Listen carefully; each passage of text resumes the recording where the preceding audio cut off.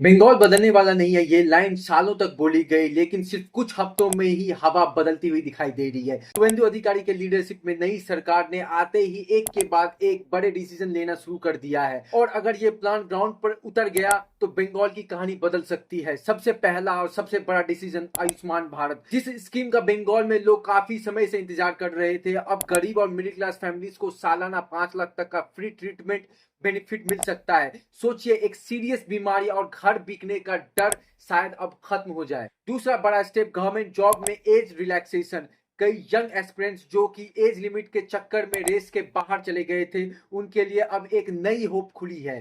Group A B C D jobs में 5 साल तक की छूट। तीसरा डिसीजन, बॉर्डर सिक्योरिटी पर हार्ड एक्शन। बांग्लादेश बॉर्डर पर फेंसिंग और बीएसएफ को लैंड ट्रांसफर की अप्रूवल। मैसेज क्लियर है, सिक्योरिटी पर कॉम्प्रोमाइज नहीं। चौथा, लॉ एंड ऑर्डर को लेकर बड़ा चेंज।